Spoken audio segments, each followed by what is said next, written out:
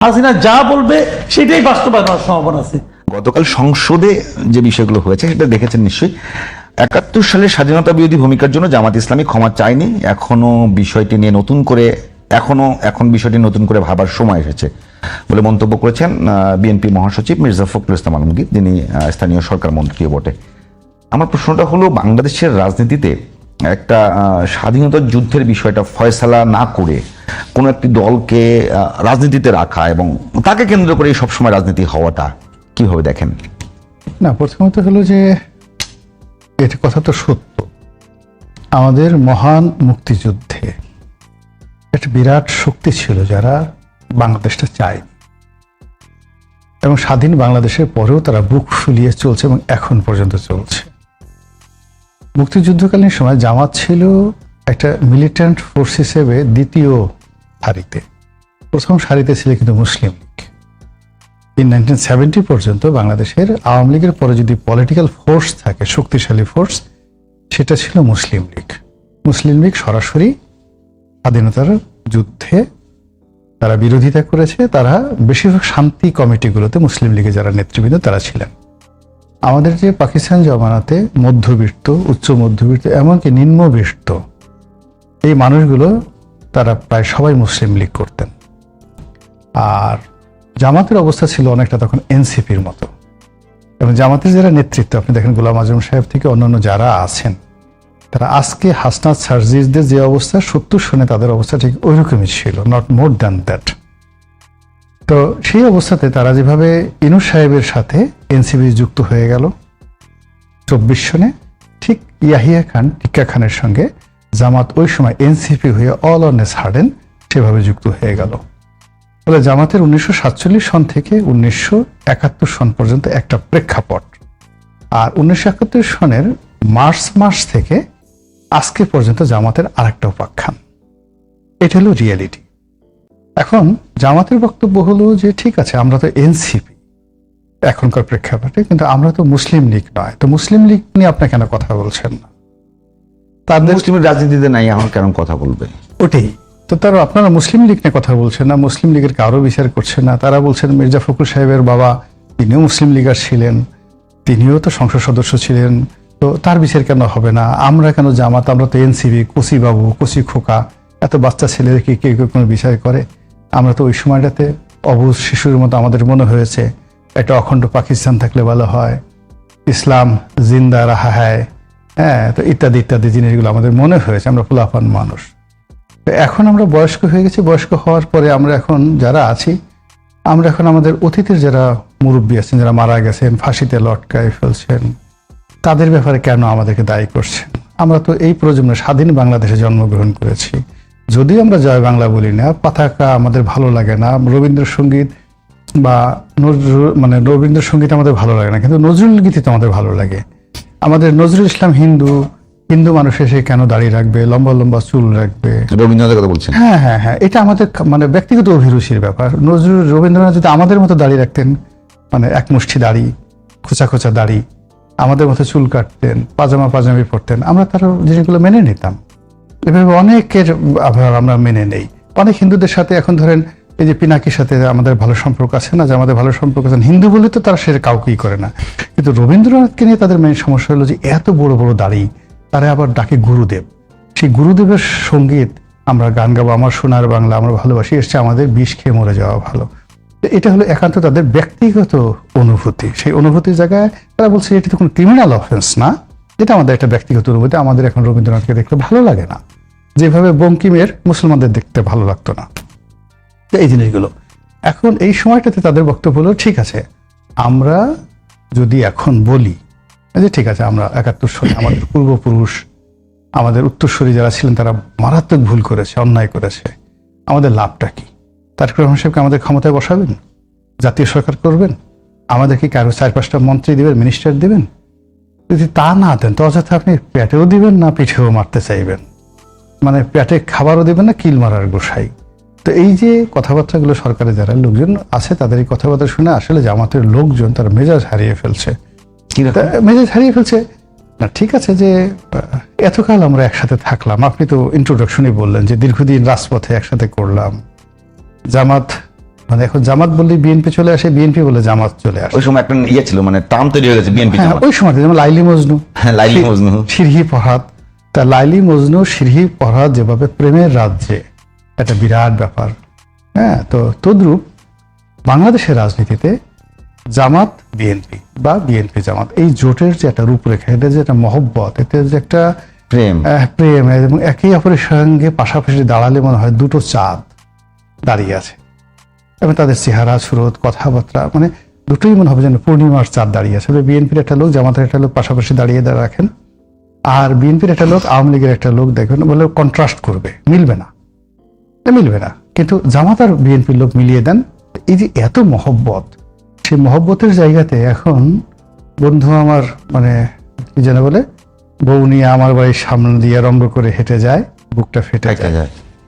তো এখন একসাথে সবকিছু করলাম, তো সেখানে তারেক রহমান সাহেব এই যারা কাকে মন্ত্রী বানালেন, কত উপদেষ্টা বানালেন, কত কিছু বানালেন।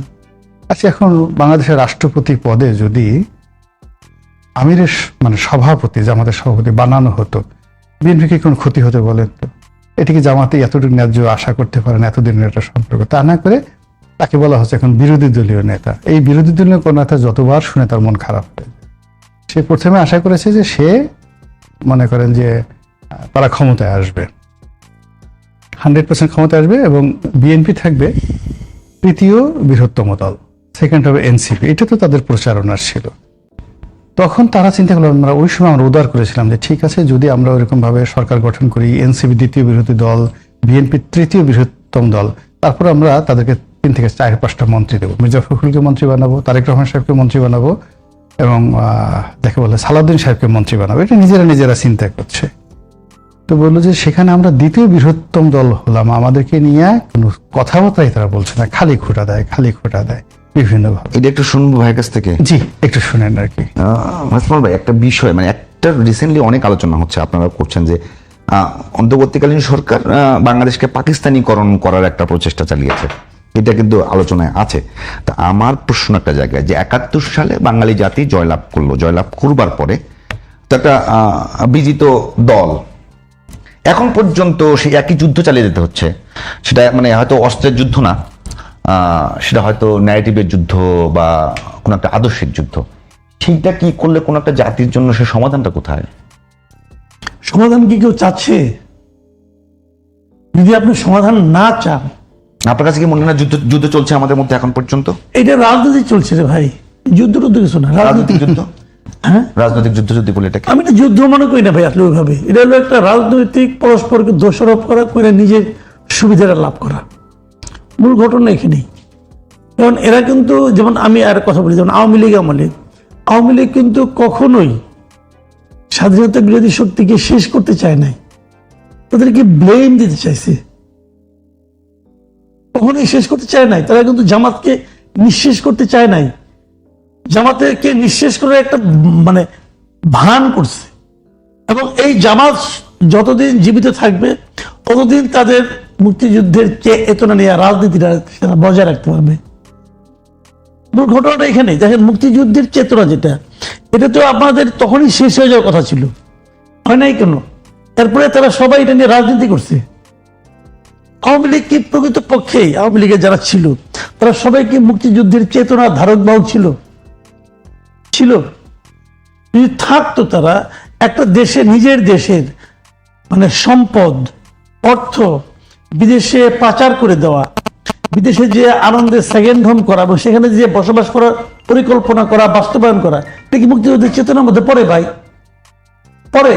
এটা তো আওয়ামী লীগের সবাই করছে, আওয়ামী লীগের প্রত্যেকটা মন্ত্রী এই কাম করছে, পরে নাই? তারা মুক্তিযুদ্ধের চেতনা নিয়ে রাজনীতি করছে, তারা মুক্তিযুদ্ধের চেতনাকে সমুন্নত রাখতে চায় নাই।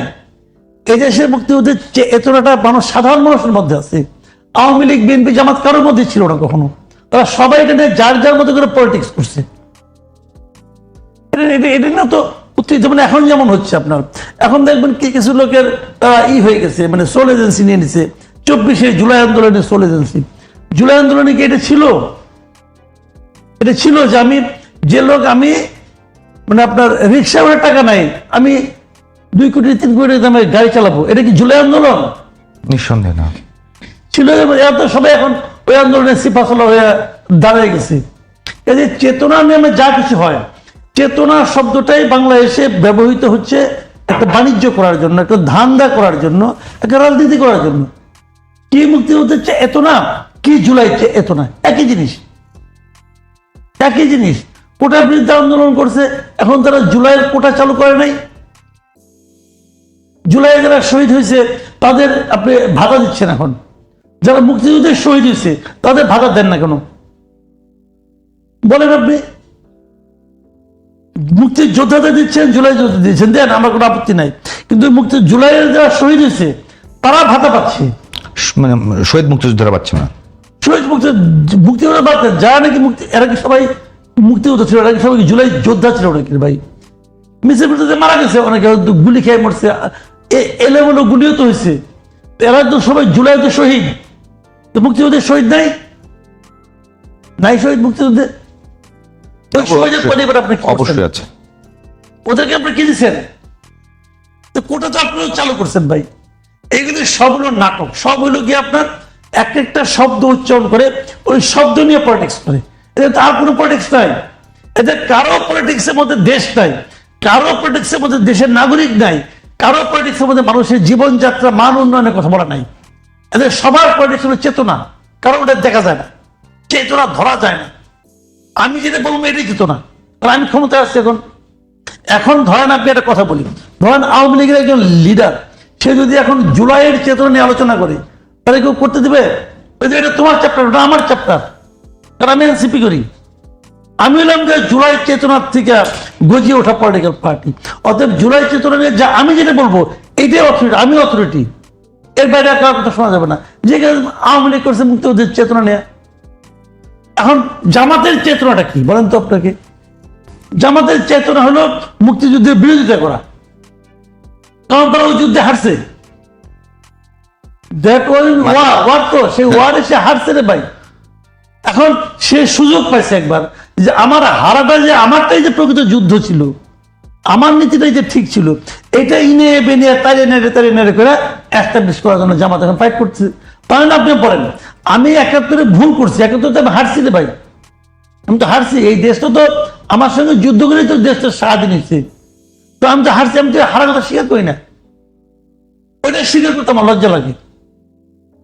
স্বীকার করতে সমস্যাটা কি? যদি ওইটা স্বীকার না করার যদি অন্যায় না হয়, তাহলে এটা অন্যায়। এরা বলে আওয়ামী লীগ তো ক্ষমা চায় না। আরে আওয়ামী লীগ কতজন লোক মারছে? ধরো আমি কথা ধরি, কতজন লোক মারছে আওয়ামী লীগ? এরা বলে 1500, কেউ বলে 1400, সরকার হিসাব করে বলছে 844 জন। তাহলে হিসাব করতে আপনার তো হিসাবই করতে পারলেন না। ধরেন 100, আপনাদের হিসাবই করতে পারেন না। ধরলাম আমি 1500 ধরলাম, আমি বাড়াই ধরি 1500। এই 1500 জনের মৃত্যুর পিছনে আওয়ামী লীগের ভূমিকা আছে। আওয়ামী লীগ মানে ওই সরকারের ভূমিকা আছে, তার দেশের আওয়ামী লীগের ভূমিকা আছে তার নাই। এই মনে করেন ভুলুকে আমার আওয়ামী লীগের সভাপতি সে কি মারছে? সে তো মায়ের না, তারা দায়ী করবেন কোন বিচারে? আপনারা কি করছেন 71 সেটা বলেন। আপনারা 71 কত মারছেন? ধরলাম আপনাদের কথা যে না, বঙ্গবন্ধু যে বলছে 30 লাখ, এটা মিথ্যা কথা। ধরলাম 30 লাখ মিথ্যা কথা। ওনারা বলে তো যে 3 মিলিয়ন বলতে যে মানে আপনার এই বলে ফেলেছে, মানে 3 লাখ বলতে যে 30 লাখ এটা বলেছে। মানলাম, ধরা যাক যদি আপনার কাছে যদি 3 লাখও হয়, 30 লাখ না 3 লাখ, সেইটাও তো আপনার চেয়ে কত গুণ বেশি বলেন আপনি? আপনার যে 20 গুণ আরো অনেক বেশি, 200 গুণ বেশি আপনার চেয়ে।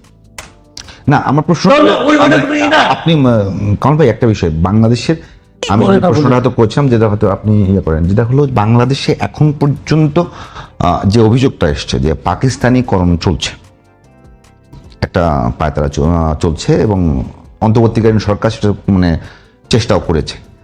আমার প্রশ্নটা হলো পাকিস্তানিকরণ কতখানি আপনি এগুলি স্যার ওটা হয় না। পাকিস্তানিকরণ আপনি কেমন কেন করবেন? ওটা তো অন্য, এটা হলো কি জানেন, এটা হলো ওই যে ওই বললাম না যে এই হয় চেতনা রাজনীতি হয়, এটা তারা এই চেতনাগত দিক দিয়ে পাকিস্তানের মতো বলতে যাচ্ছে। হ্যাঁ, যে হয়তো ওই লাইনে তো পাকিস্তান কি 71-এ যে চেতনা পাকিস্তান ছিল, ওই পাকিস্তান কি এখন ওখানে আছে? পাকিস্তানও তো ওখানে নাই, পাকিস্তানও তো ওখানে নাই। কিছু কিছু জায়গায় হয়তো মিল খুঁজে পাবেন আপনি, কিন্তু তারপরে ওইটা করার পর আমি অনেক ওইটা ওরা চেষ্টা করছে কি করছে আমি বলতে পারবো না। পাকিস্তানের সঙ্গে সম্পর্ক ভালো করছে, করতেই পারে, তো অসুবিধাটা কি আছে? সারা জীবন কেবল ইন্ডিয়ার সঙ্গে সম্পর্ক ভালো থাকতে হবে নাকি? রনি ভাই, একেবারে মানে ওই বিষয়টা একটু বারবার আপনাকে বলে দিই, একেবারে বাংলাদেশের রাজনীতিতে উন্নয়ন, বাংলাদেশের রাজনীতিতে সুশাসন, এগুলো আলোচনার বিষয় হওয়া উচিত নাকি শুধুমাত্র ইতিহাস আলোচনার বিষয় হওয়া উচিত? এবং ভোটের রাজনীতিতে উন্নয়ন খুব বেশি কাজ করে কিনা, সুশাসন খুব বেশি কাজ করে কিনা, ইতিহাস বেশি কাজ করে, এটা কি মানে সব জায়গায় কি একটা এরকমই কিনা? জিনিসটা আপনি বলে দিলেন। তো প্রথমত হলো যে আপনি যদি একটা জাতি গঠন করতে চান, 18 মানুষকে কাজে লাগাতে, 18 কোটি মানুষের প্রতিটা হাতকে কাজে লাগাতে চান, সেক্ষেত্রে ইতিহাস ঘাটাঘাটি আপনাকে বন্ধ করতে হবে। ইতিহাসটা আপনি চর্চা করবেন। কেমনে বন্ধ করবেন? যে দল একেবারে ধরেন একটা দল যার নাম আসলে ওইটা আসে, তো আমি জানি না বিশ্বে কোথাও এরকম এখানে সুযোগ পেয়েছে কিনা, আপনি যদি জামাতের কথা ধরেন, রাজনীতি করতে করার সুযোগ পেয়েছে কিনা। আপনি যদি আওয়ামী মানে লীগ, সরাসরি ওই রাষ্ট্রটার চায়নি, রাষ্ট্র হয়ে গেছে, তারপর রাজনীতি করার সুযোগ দেওয়ার কথা যৌক্তিক। আপনি যদি জামাতকে শাস্তি দিতে চান অ্যাজ এ হোল সব ব্যাপারে ৭১-এর জন্য, মানে কাগজে কলমে যেভাবে আছে, তাহলে জামাতের রাজনীতি করার অধিকার যদি, না করার অধিকার যদি শতভাগ নিশ্চিত হয়, আওয়ামী লীগের সেক্ষেত্রে 24-এর গণঅভ্যুত্থানে তার ঘটনা হয়তো 10 to 20%। আবার আওয়ামী লীগকে যদি আপনি 100% শাস্তি দিতে চান, তাহলে এই একই অপরাধে জামাতকে আপনি 1000 বার শাস্তি দিতে হবে। তাহলে মূল রাজনীতি থেকে যদি আপনি আওয়ামী লীগ এবং জামাত এই দুটো দলকেই আপনি ডিলিট করে দেন, তাহলে রাজনীতিতে যে ভ্যাকুয়াম, এটা পূর্ণ করবে কে? পুরো রাজনীতিতে এটা তৃতীয় পক্ষ। কিন্তু রনি ভাই, আপনি যখন মানে ৭১-এর কথা বলবেন জামাতের নাম আসে, 24-এর কথা বললে আওয়ামী লীগের নাম আসে, এখানে আপনার প্রশ্ন হলো ওইটা আপনার মনোজগৎ থেকে সরাবেন কিভাবে? আপনাকে আমি বলি যে এখানে সারা দুনিয়াতে যে ঘটনা ঘটেছে, এরকম বাংলাদেশে তো মুক্তিযুদ্ধ একা হয়নি, এরকম সারা দুনিয়াতে হয়েছে। আবার যে গণ অভ্যুত্থানের কথা বললেন 24-এ, এরকম গণ অভ্যুত্থান বাংলাদেশে একা মানে একমাত্র হয়নি, অনেক দেশে হয়েছে। এ সকল ক্ষেত্রে যেটা হয়েছে সেটা হলো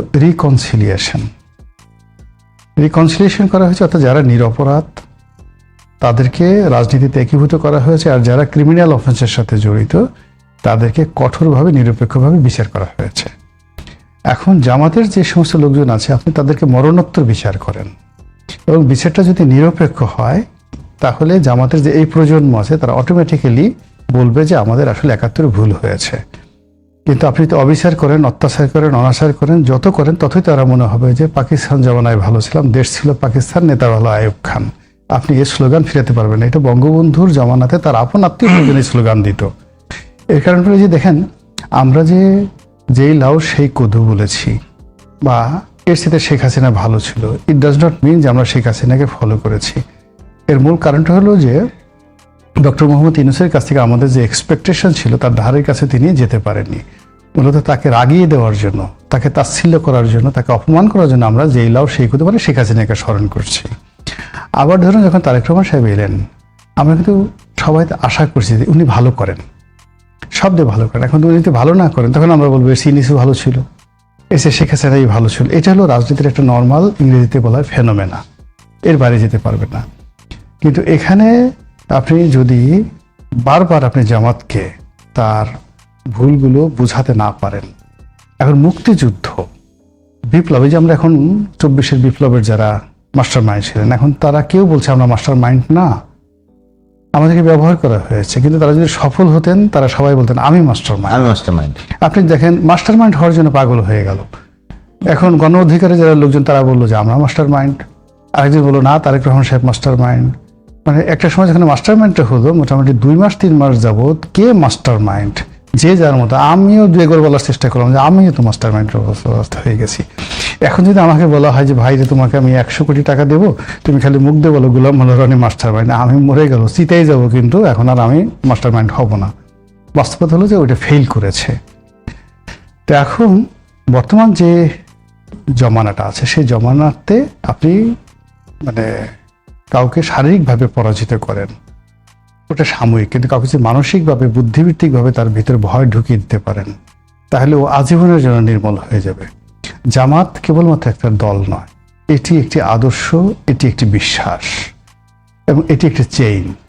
তো চেইন যদি ধরেন, যেমন আপনি বাংলাদেশের যারা জামাত, ওরা মনে করে আমাদের অরিজিন হলো পাকিস্তানে, বিশ্বাস করেন পাকিস্তানের জামাত বরকত পায় নাই কেন? এর কারণে তারা মনে করে তাদের অরিজিন হলো মুম্বাইতে, তাদের অরিজিন হলো ভারতে। এই জন্য পাকিস্তানে কিন্তু জামাত ইসলামী কখনোই বরকত পায় নাই মূল কাজে। তো আমাদের যে জামাত এরা আছে, এরা এদের অরিজিনটা মনে করে আবুল আলা মওদুদি, এবং আবুল আল্লাহ মওদুদি মিনস মেড ইন পাকিস্তান।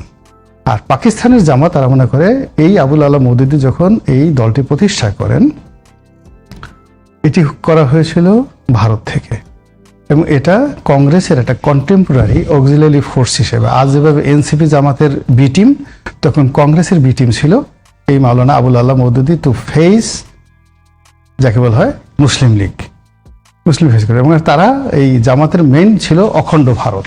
তারা কিন্তু কোনো অবস্থাতে পাকিস্তান চায়নি, এবং এই জন্য ওদিকে ভারত চায়নি, পরে পাকিস্তান চায়নি। না না না, ভারত তো তারা চেয়েছে, ভারত তো চায়নি, পাকিস্তান তারা সবসময় ব্রিটিশদের সাথে থাকতে চেয়েছে। এবং পরবর্তীতে যখন দেখা গেল যে ওরা সিদ্ধান্ত নিল, লর্ড মাউন্ট ব্যাটেন, যে না এবার স্বাধীনতা দেবেই, তখন তারা বললো যে একটা অখণ্ড ভারত থাকুক। তো সেই যে জামাতের হলো যে একটা কানেক্টিভিটি, যে international connectivity, it is international দল, যেটা সালাউদ্দিন সাহেব বলেছেন। তো এই ইন্টারন্যাশনাল তাদের একটা মানসিকতা আছে। 2 নম্বর হলো তারা একটা আইডিওলজিতে বিশ্বাস করে, মানে আপনি তাদের জান্নাতে যাবেন, কিন্তু এই জান্নাতে যাওয়া আট্রসির হাত ধরে হবে না, চরমনের হাত ধরে হবে না। চরমনের টিকিট নিয়ে জামাতের মতে আপনি জান্নাতে যেতে পারবেন না। জান্নাতে যেতে হলে তাফিমুল কোরআন পড়তে হবে, জান্নাতে যেতে হলে এই জামাতের সভাপতির সাথে মুসাহেফা করতে হবে, জামাতের বাইতুল মালে টাকা জমা দিতে হবে, তাদের আদর্শ মানতে হবে। তাদের জান্নাতটাই ভিন্ন, মনে করে যে না, তাদের টার্গেটই ভিন্ন, লক্ষ্য মানে তাদের যে জান্নাতের আকার আকৃতি ভিন্ন, মানে নর্মাল যে ইসলামের যে জান্নাত, সেই জান্নাতগুলো তাদের জামাতের সাথে যায় না। এখন এইরকম একটা কমপ্লেক্স দল, তাদের অর্থনৈতিক ব্যবস্থা, রিক্রুট ব্যবস্থা, প্রচারণা, প্রোপাগান্ডা আমাদের অর্ডিনারি রাজনীতিবিদদের মতো নয়। তাহলে এদেরকে যদি আপনি নৈতিকভাবে পরাজিত করতে না পারেন, তাদেরকে যদি যাকে বলে দার্শনিকভাবে, ফিলসফিক্যালি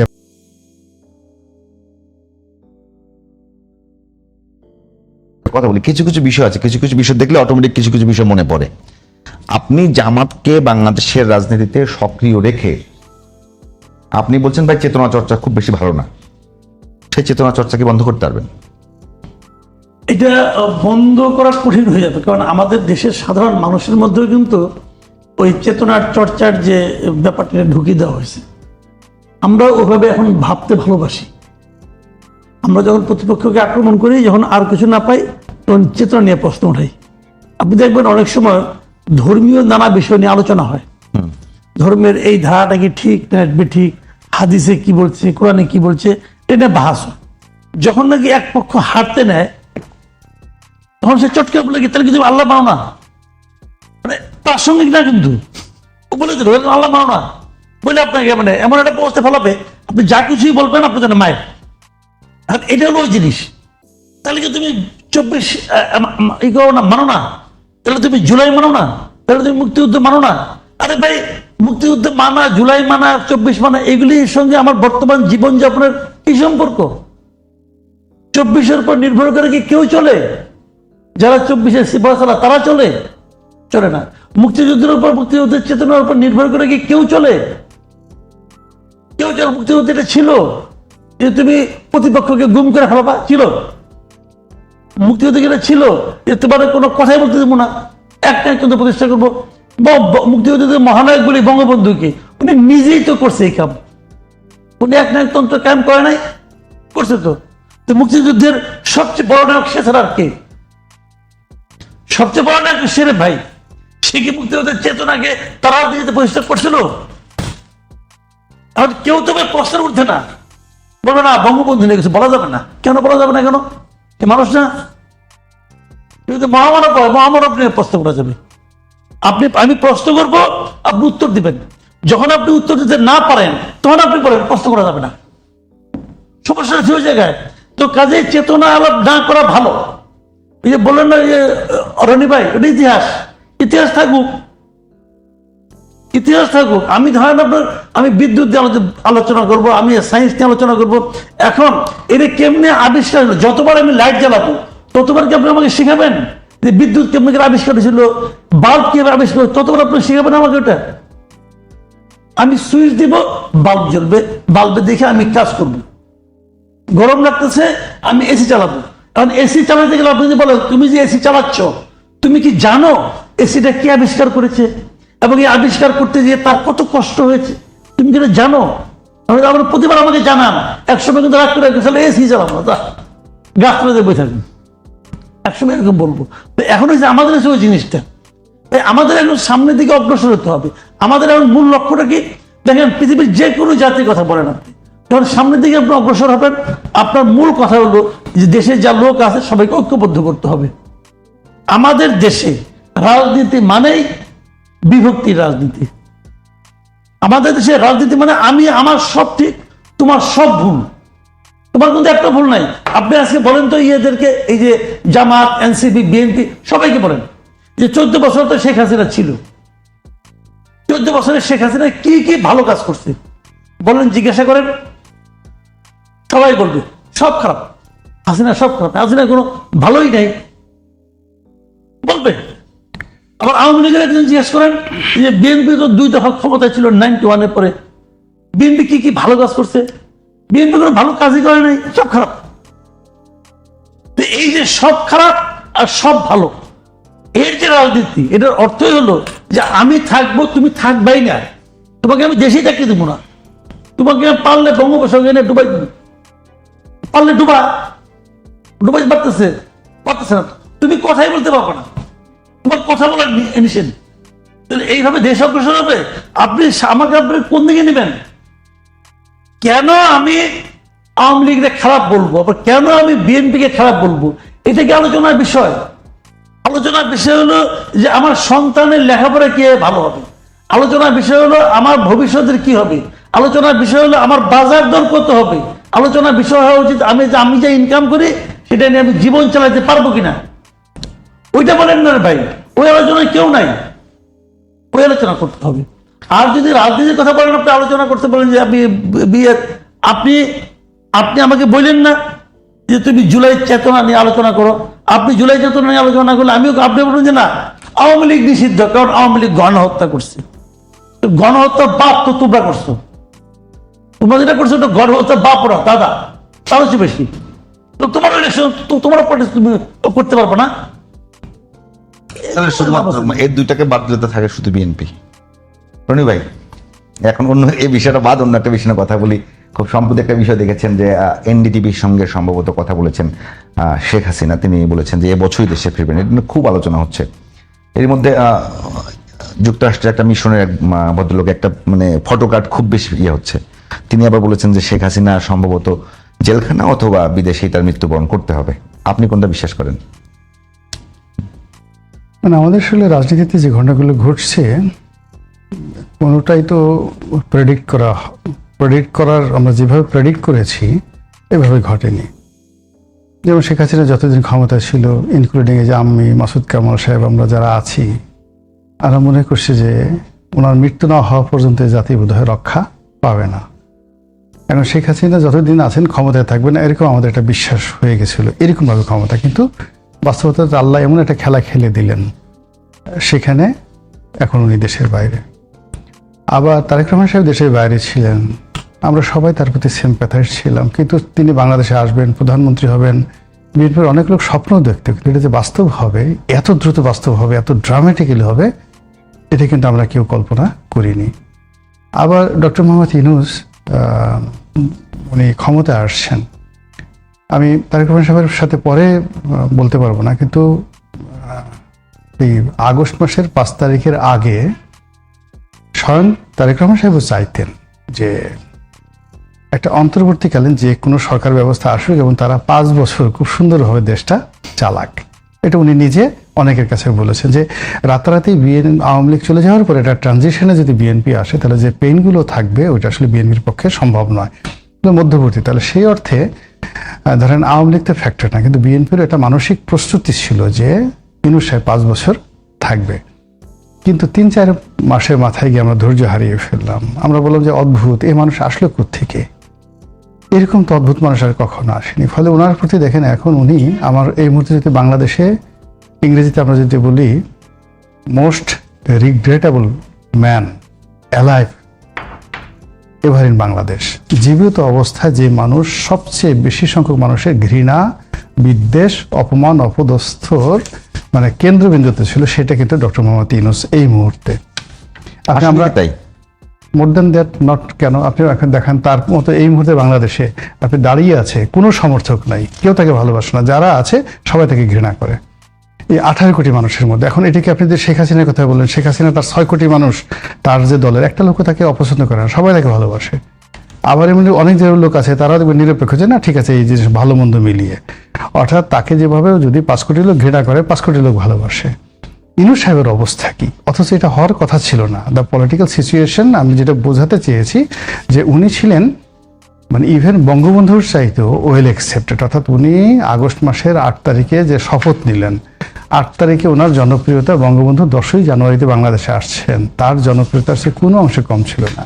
আপনি বিশ্বাস করেন রাজনীতিতে প্রত্যেকটা মানুষ তাকে স্যার ডাকতো, হ্যাঁ এখন তারা তুই তুকারি করে ইনুস ফিনুস বলে কি সব গালাগালিজ করে, সুৎখর বলে গালাগালি করে। অথচ উনি যখন ছিলেন সবাই বিএনপি, আওয়ামী লীগ, জামাত প্রত্যেকটা লোক তাকে স্যার হিসেবে সম্বোধন করতেন। কিন্তু এটা এত দ্রুত 3 মাসের মাথায় মানে হয়ে যাবে। এই যে আলী রিয়াজ সাহেব, আমাদের মাসুদ কামাল ভাইয়ের টিচার, কি সম্মানিত মানুষ ছিলেন, তো ওনার এই সংস্পর্শে এসে এই মানুষগুলো কিন্তু ওই অবস্থাতে এখন খারাপ অবস্থায় চলে গেছে। তো সেই অর্থে আপনি এই কথাগুলো লম্বা ভূমিকা টানলাম যে রাজনীতিতে শেষ বলে কোনো কথা নাই। শেখ হাসিনা যদি না আসে, বিদেশে মরে যায় বা বাংলাদেশে এসে জেলে পড়ে, তাতে আপনার মধ্যে কোনো উপকার হবে না বা কোনো সমস্যা হবে না, এটা হলো নর্মাল। কিন্তু যদি সে এসে যায়, সেই ব্যাপারে প্রস্তুতি রাখা ভালো না? বাস্তবতা দেখেন কিনা? অবশ্যই বাস্তবতা আছে, অবশ্যই বাস্তবতা আছে। এই বাড়িতে তার এই দেশে তার টোটাল দেশের ব্যবসা বাণিজ্য, এখন পর্যন্ত দেশের ব্যবসা বাণিজ্য till now more than 60% of the total business, জিডিপির যে অংশ, এটা আওয়ামী লীগের লোকজন এখন নিয়ন্ত্রণ করে। প্রশাসনে এখনো পর্যন্ত অলমোস্ট মোর দ্যান 80% তারা সুপ্ত অবস্থা আছে। আওয়ামী লীগের রিক্রুটমেন্ট, আওয়ামী লীগ মনা এবং তারা কোর আওয়ামী লীগ তারা মনে প্রাণে চাচ্ছে শেখ হাসিনা ফিরে আসুক, যারা এই অ্যাডমিনিস্ট্রেশনের লোকজন আছে। আমাদের প্রতিবেশী রাষ্ট্র ভারত, ইংল্যান্ড, ইউএসএ, চায়না, প্রত্যেকটা দেশে তার একটা বিশাল লবিস্ট গ্রুপ আছে। তারা মনে প্রাণে তাকে বাংলাদেশে আনতে চাচ্ছে, ঢুকাতে চাচ্ছে। তার একটা মিলিটেন্ট গ্রুপ আছে। আপনি চিন্তা করেন এত অস্ত্রের লাইসেন্স, গণমাধ্যমে একটা শক্তি আছে। হ্যাঁ, এত অস্ত্রের লাইসেন্স দেওয়া হয়েছে, এত অস্ত্র, বৈধ অবৈধ অস্ত্র, তার অংশ কি ছাত্রলীগের হাতে, যুবলীগের হাতে নেই? সব কি তারা ভারত নিয়ে গেছে? তার একটা বিরাট বিচ্ছিন্নতাবাদী গ্রুপ আছে, পাহাড়কে অশান্ত করে দেওয়ার মতো। এই যে পুরো শান্তি বাহিনীটা, এটা পুরো আওয়ামী লীগের শান্তি বাহিনী, ভারত এবং পুরো আওয়ামী লীগের, যেটা পুরো বাংলাদেশ সেনাবাহিনীকে 20টা বছর পাহাড়ে তছনছ করে দিয়েছে। এই বাহিনীটা কার? শেখ হাসিনার। বলে সে যদি পাহাড়কে অশান্ত করতে চায়, হি ক্যান ডু। তাহলে আপনি এই যে একটা ধরেন একটা গোকরা সাপ পরিপূর্ণভাবে আছে, আপনি তাকে যদি মনে করেন যে না মার্কিন, এই যে জন, আমি জানি না, জন তো আমার খুব ঘনিষ্ঠ বন্ধু ছিল যখন বাংলাদেশে সে ছিল, ফলে জনকে তো আমি চিনি। সে যে আওয়ামী লীগের লোক না, সে যে শেখ হাসিনার পক্ষে কথাটা বলেন, এটা আপনি বুঝলেন কি করে? মানে এই যে কথাটা আমরা বলছি, সে যদি জন এই কথা না বলতো, আপনি তো এটা আলোচনা আনতেন না। এই যে আলোচনা আনার পরে যে আপনি আমাকে প্রশ্ন করেন, আমি কথাগুলো বললাম, আলটিমেটলি কার পক্ষে গেল? শেখ হাসিনার পক্ষে গেল। আর যদি জন এই কথা না বলতো, তাহলে বাংলাদেশের মূল ধারার মিডিয়াগুলো শেখ হাসিনার বক্তব্য সামনে আনতো। তো এই কাজগুলো যে শেখ হাসিনা নিজে করাচ্ছে না, এটা আপনি কি করে বুঝলেন? বুঝতে পারছেন? শেখ হাসিনার জমানাতে তো জন বাংলাদেশে ছিলেন, এবং ওনার জনের যে বস ছিলেন ডব্লিউ মজীনা, তার সাথে শেখ হাসিনার ভালো সম্পর্ক ছিল না, কিন্তু জনের সঙ্গে শেখ হাসিনার খুবই ভালো সম্পর্ক ছিল, অসাধারণ ভালো সম্পর্ক ছিল। এই যে মানে আমরা বহুবার পারিবারিক অনুষ্ঠানে জনের ফ্যামিলি আমরা একসাথে আড্ডা মারছি, কোনোদিন তো আওয়ামী লীগের বিরুদ্ধে কোনো কথা বলতে না কোনো কথা বলেনি।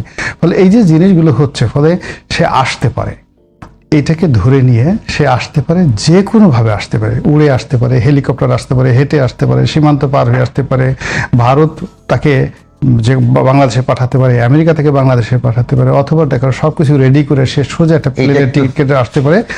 এই সম্ভাবনাগুলোকে ধরে যদি সরকার প্রস্তুতি নেয় যে আমি এইরকম একটা পরিস্থিতি ঘটলো, how I will defend my self and nation, তাহলে সরকারের জন্য নিরাপদ হবে। কিন্তু জনের কথা মতো যদি আপনি চোখ বুঝে মানে ঘুমায় থাকেন, হঠাৎ করে একদিন ঘুমের মধ্যে আপনার দেখবেন যে কানের কাছে এসে বলছে কুক আমি চলে আসছি। মাসুদ ভাই এরকম বিশ্বাস করেন কিনা? বিশ্বাস- কামাল ভাই একটু বলবেন যে আসলে আপনার সাথে এর আগে কথা হয়েছিল, শোতে কথা হয়েছে, আপনি বলছেন যে আওয়ামী লীগ যায়নি, আওয়ামী লীগ আছে। এখন কথা হচ্ছে শেখ হাসিনা চলে গেছে, শেখ হাসিনা আসার সম্ভাবনা কতটুকু? সাথে স্বরাষ্ট্রমন্ত্রীর এই বক্তব্যটা যে 18 মাসের দুর্নীতির যে সমস্ত অভিযোগ উঠেছে সেগুলো নিয়ে তদন্ত করতে দুর্নীতির কমিশনকে দায়িত্ব দেওয়ার জন্য প্রধানমন্ত্রীর প্রতি আহ্বান জানিয়েছেন স্বরাষ্ট্রমন্ত্রী। কমিশনই তো গঠন হয় নাই। যাই হোক, আমি শেখ হাসিনার পার্টটা বলি। শেখ হাসিনা বলছে এই বছরের মধ্যে আসবেন, এবং এটা কিন্তু একটা লিখিত ইন্টারভিউ। এনডিটিভির পক্ষ থেকে ওনাকে লিখিতভাবে পাঠানো হয়েছে, উনি লিখিতভাবে উত্তর দিচ্ছেন। অনেক সময় বলার সময় কিন্তু হিট অফ দ্য মোমেন্টে স্লিপ অফ টাং অনেক কিছু হয়ে যায়। যখন কেউ লেখা কোনো জবাব দেয়, ওই লেখাটা অন্তত পক্ষে 2-3 বার উনি দেখে যে আমি কি লেখলাম, কি জবাব দিলাম, বানান টানানো দেখে। উনি দেখে শুনে বলছেন, এটা ওনার একটা হিসেব করার কথা, হিসেব নিকেশ করে উনি এটা বলছেন। এবং আমি মনে করি বাংলাদেশের বর্তমান পরিস্থিতিতে এটা একটা পলিটিক্যাল মুভ। দাঁড়া খেলে চাল দেয় না, এটা একটা পলিটিক্যাল চাল, এবং এটা সরকারের উপর একটা চাপও বটে। কেন বলছি আমি বলি, আওয়ামী লীগের অনেক কথা নেই, কিন্তু শেখ হাসিনা অনেক কথা নেই, কিন্তু অনেকে ট্রল করছে। ওই যে মাঝখানে বলছে না আমি সীমান্তের কাছাকাছি আছি, চট করে ঢুকে পড়বো, এটা নিয়ে কিন্তু অনেকে নানা রকম ভাবে হাসি ঠাট্টা করেছে। ওটার সঙ্গে এটি মিলাতে যায় না। সিচুয়েশন কিন্তু অনেকটাই চেঞ্জ। একটা বিষয়কে আমি বলি, আওয়ামী লীগকে যখন বিদায় করা হলো এই দেশ থেকে, আওয়ামী লীগ সরকারকে, তখন কি আপনি জানতেন নেক্সট কি আসবে? না, জানতেন না। তো জানতেন না তো তার বিদায় করলেন কেন? আপনার হাতে কোনো অল্টারনেটিভ ছিল না তো, বিদায় করলেন কেন? বললেন এই কারণে যে আপনার মধ্যে তখন মানে তার ব্যাপারে এতই বিতৃষ্ণা যে আপনি কে আসবে না আসবে আমার জানার কোনো দরকার নেই, আগে তুমি বিদায় হোক। That was the sentiment. খেয়াল করেন কিন্তু। তো আসলে ইউনূস সাহেব কিন্তু আসলে তার জনপ্রিয়তা নিয়ে আসে নাই, একটার ব্যাপারে মানুষ বিতৃষ্ণ হয়ে গেছে, তার Situation-এর বিদায় জন্য। করছে, ওটা অটোমেটিক চলে আসছে। কিন্তু আবার যখন ইউনূস সাহেব চলে গেছে, তখন কিন্তু মানুষ ইউনূস সাহেবের উপর বিতশ্রদ্ধ হয়ে গেছিল। তো হিসাবটা হলো এখানে, বাংলাদেশে যখন যতবার ক্ষমতায় কেউ আসে, কেউ জনপ্রিয়তা নিয়ে আসে না, ইমিডিয়েট পাস যে থাকে তার অপকর্মের কারণে সে আসে। এখনো একই জিনিস। আওয়ামী লীগ যখন আগের বার যখন ছিল, তখন কিন্তু ইউনূস সাহেব অত জনপ্রিয় হয় নাই, এই জন্য হাসিনা কথা বেল পায় নাই। এখন কিন্তু হাসিনা যেটা বলতেছে, যদি দেশের মানুষের তার প্রয়োজন যদি সরকার মেটাতে না পারে,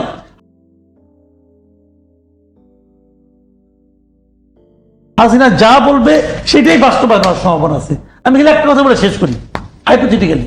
বাংলাদেশের ইতিহাসে শেখ হাসিনা, উনি হাসিনার সঙ্গে সংসদে ছিলেন, শেখ হাসিনার মতো এত সাহসী নেতা নেত্রী আর আসেনি। এবং পড়াশোনা জানা, প্রচুর পড়াশোনা। সাহসী কিন্তু খুব।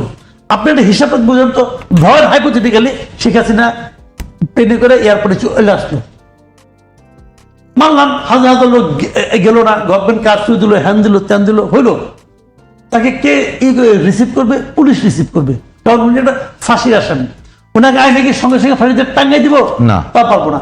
ওনাকে যখন নিয়ে গেল জেলখানায়, ভাবেন তো বাংলাদেশে কি হবে, ওই চিন্তা করেন, তারপরে আবার তারপর আসলে ধন্যবাদ মাসুদ কামাল।